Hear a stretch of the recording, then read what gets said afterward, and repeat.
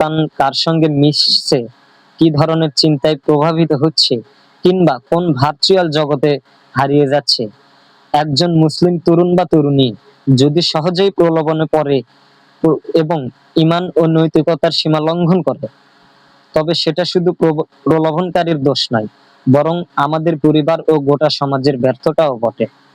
আত্মনিয়ন্ত্রণ, মূল্যবোধ ও নৈতিকতার চর্চা আজ মুসলিম পারিবারিক জীবনে চরম মাত্রায় অবহেলিত হচ্ছে।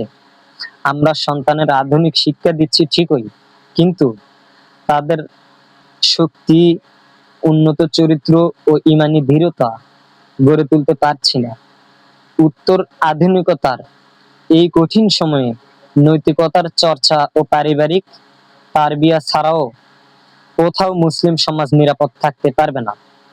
তাই প্রশাসনের কার্যকর পদক্ষেপের পাশাপাশি সমাজের প্রতিটি পরিবারকেই হতে হবে ঈমানি চেতনা ও নৈতিকতার দুর্গ। এটাই আমাদের আত্মরক্ষার সবচেয়ে বড় হাতিয়ার। আমরা যদি সে অনুযায়ী বা এতক্ষণ যে কথাগুলো বললাম সেই কথার উপর ভিত্তি করে আমরা চলতে না পারি, আমার জীবন, আমাদের সমাজ, সকল কিছু, সকল সেক্টরে আমরা যদি এই জিনিসগুলো ফলো না করি বা এই জিনিসগুলোর উপর না চলি, তাহলে আমাদের মুসলিম সমাজ খুব শীঘ্রই তাদের ইতিহাস ও ঐতিহ্য হারাবে।